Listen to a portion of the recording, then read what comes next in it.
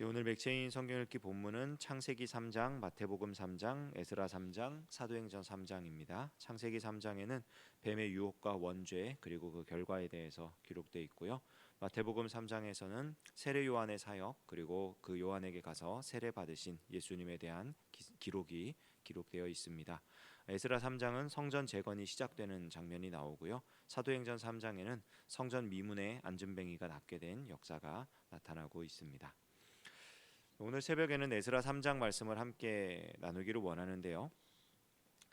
이 이스라엘 백성들이 포로로 잡혀갔다가 귀환을 하게 되죠. 다시 돌아오는데 이렇게 돌아온 이스라엘 백성들이 한 번에 그 전의 모습을 다 회복을 하지를 못합니다. 처음에 이렇게 돌아오게 된 장면을 보면요. 에스라 1장 1절인데요.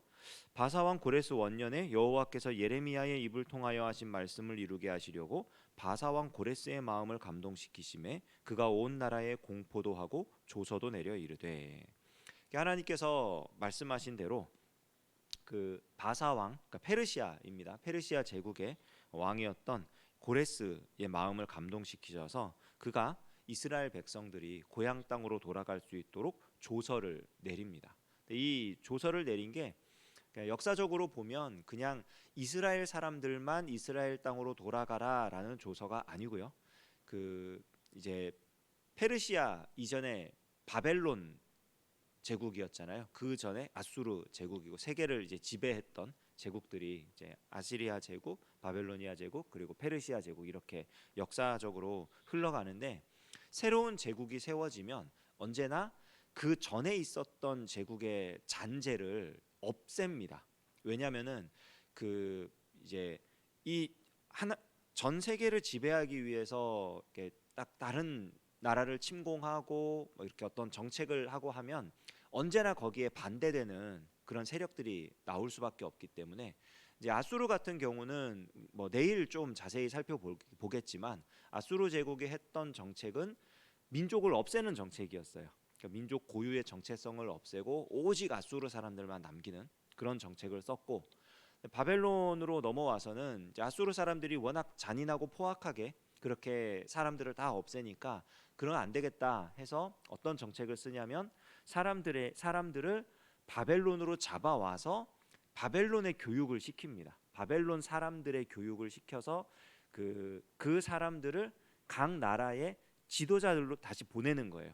그러니까 바벨론화 시키는 거죠. 리더들을 바벨론 사람으로 만들어서 바벨론이 되도록 하는.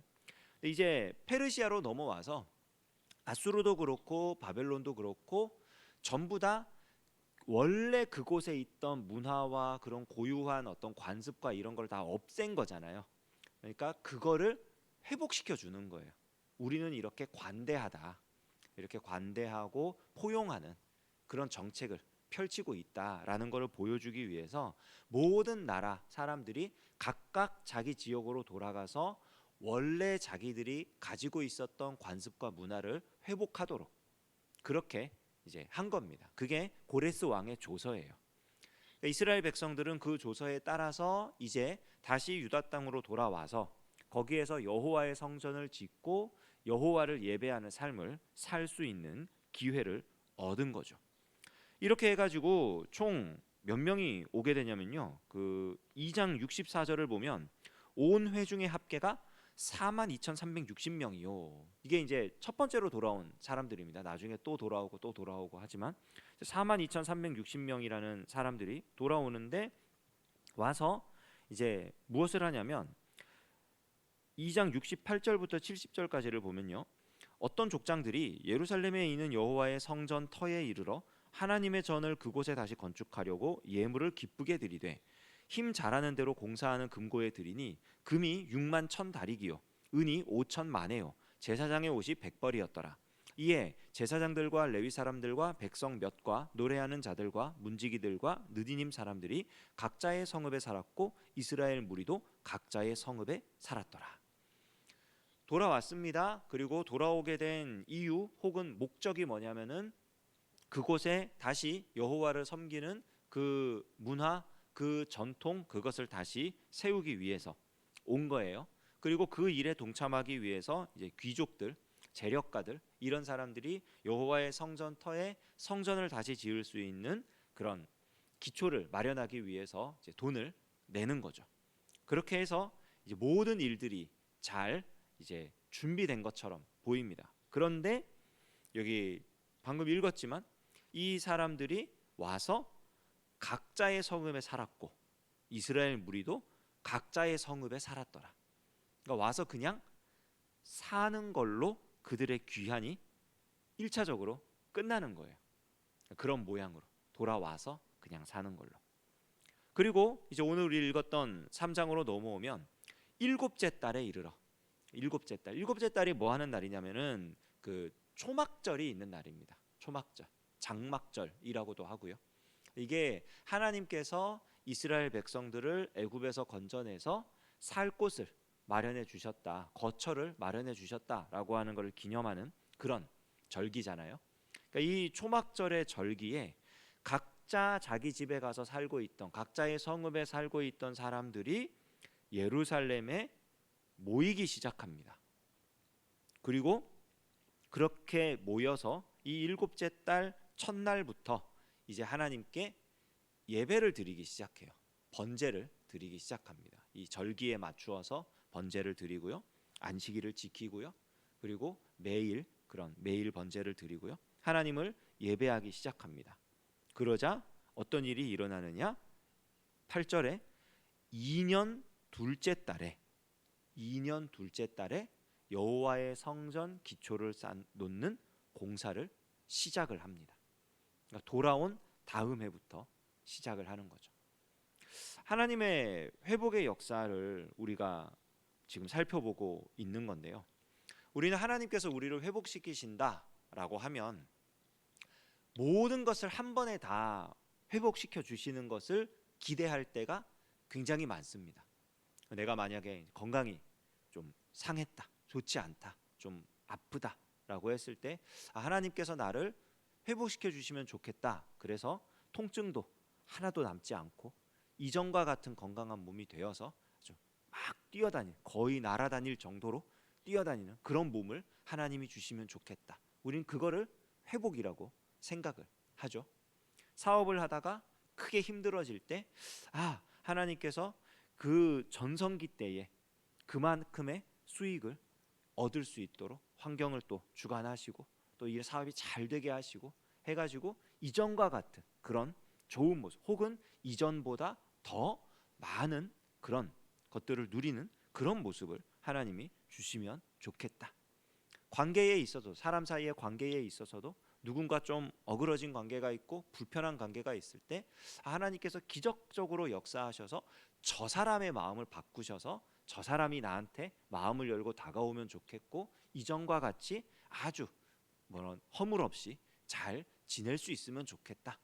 우리는 하나님의 회복을 그렇게 기대를 합니다. 이건 잘못된 기대는 아니에요. 하나님께서 그렇게 해주시면 너무나 좋은 거니까요. 그런데 오늘 말씀을 보면은 분명히 하나님께서 이스라엘 백성들을 회복시켜 주겠다고 약속을 하셨고, 그리고 그 약속을 이루시는데 그 약속이 점진적으로 이루어져 가는 것을 우리가 확인할 수 있어요.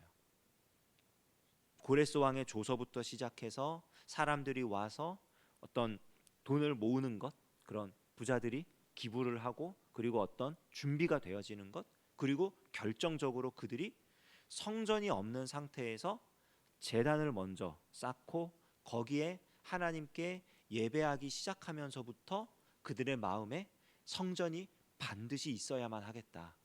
이곳에 하나님의 집이 다시 세워져야 우리가 정말 회복된 거구나 하면서 한 마음이 되어서 공사를 시작하는, 물론 이 공사가 또 일사천리로 쭉 이렇게 전체적으로 봤을 땐 그렇게 진행이 되지만 내일 이제 또 살펴보게 되면은 여기에도 또 문제가 생기고 또 방해거리가 생기게 되는데, 하나님께서 일들을 이루어 나가실 때 이런 식으로 점진적으로 이루어 가신다는 것 우리가 기억해야 됩니다.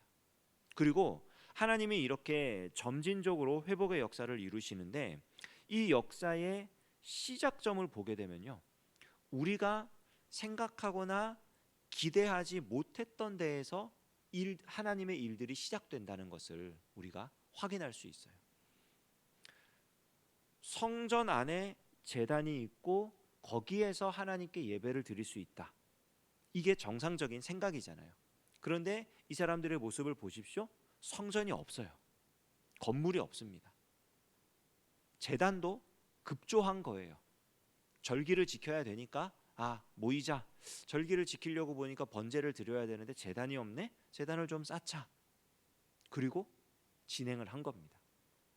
그런데 거기에서부터 시작되는 거예요. 오늘 맥체인 본문이 이렇게 쭉 보면은 창세기 3장 나오고 마태복음 3장 나오고 사도행전 3장 나오고 막 이런 것들 나오잖아요. 그 역사들을 보면요, 전부 다 기대하지 않았던 곳에서 하나님의 역사가 시작돼요. 죄가 시작된 바로 그곳에서 가죽옷을 입혀주시고 우리가 원시복음이라 부르는 메시아에 대한 최초의 예언이 하나님의 말씀으로 전해지고요. 세례 요한이 막 사역의 전성기 때 예수님은 본인의 공생애를 시작을 하시고요. 그냥 기도하러 다녔을 뿐인데 안진뱅이가 낫는 역사가 일어나고요. 그러니까 하나님의 일은 우리가 계획을 해가지고 이렇게 일사천리로 잘 해서 이루어내는 게 아니고요. 하나님 앞에 정직한 마음으로 진실하게 나아가서 무릎을 꿇고 하나님, 우리는 하나님의 은혜가 아니면 살 수 없는 존재들입니다. 하나님이 우리를 붙들어 주셔야 합니다. 은혜를 주셔야 합니다. 그렇게 기도하며 나아갈 때 하나님의 역사가 나타나는 거예요. 거기서부터 시작되는 겁니다. 그리고 거기서부터 시작된 하나님의 일들이 결국 놀라운 하나님께서 말씀하신, 하나님께서 약속하신 대로의 그 역사를 이루어내는 거죠. 담임 목사님께서 올해를 시작하시면서 여러 성도님들께 이렇게 그런 도전을 주셨죠. 새벽기도 매일은 못 나와도 일주일에 한 번은 나올 수 있습니다. 별것 아닌 것 같지만 그 한 번씩 나오는 그 첫걸음, 그 걸음걸음이 모이고 모여서 하나님의 일이 시작되는 거고요. 성경 읽기 하루에 한 장 읽는 거, 3장 읽는 거, 5장 읽는 거 별것 아닌 것 같지만 그것이 쌓이고 쌓여서 하나님의 말씀이 귀에 들리고 눈에 보이고 마음에 뿌리를 내리는 역사가 시작이 되는 거고요. 여러 가지 우리가 행하는 작은 일들, 남을 돕는 일이라든지 헌금하는 일이라든지 봉사 활동을 하는 일이라든지 여러 가지 정말 우리가 생각했을 때 아무것도 아닌 작은 일 같은데 그 일들이 실제로 우리의 몸을 통해서 우리의 그런 행동들을 통해서 하나씩 하나씩 이루어져 나갈 때 하나님의 역사는 거기에서부터 시작되는 것입니다. 오늘 우리가 1월 들어서 첫 번째 새벽기도 날을 이제 보내고 있는데요. 우리 하나님의 역사가 오늘부터 그렇게 시작되기를 원합니다. 하나님께서 행하시는 귀한 일들이 오늘 하루 우리가 행하는 작은 일에서부터 시작되어서 하나님 우리에게 말씀하신 대로 약속하신 대로 놀라운 은혜로운 열매들이 맺혀지기를 우리 주님의 이름으로 축원합니다. 기도하겠습니다. 하나님 아버지, 우리를 사랑하셔서 오늘도 변함없이 잠에서 깨어 일어나 기도로 하루를 시작하게 하시니 감사드립니다. 하나님께서 허락하신 이 귀한 날 우리가 살아갈 때에 하나님이 주시는 은혜로 감당할 수 있게 하여 주시옵소서. 하루하루를 주의 말씀으로 살아가게 하시고 승리케 하시는 주님의 은혜가 쌓이고 쌓여 하나님의 놀라운 역사를 이루는 것을 우리의 삶을 통해 확인하게 하시고 하나님을 찬양하는 우리 모두가 되게 하여 주시옵소서. 예수님의 이름으로 기도합니다. 아멘.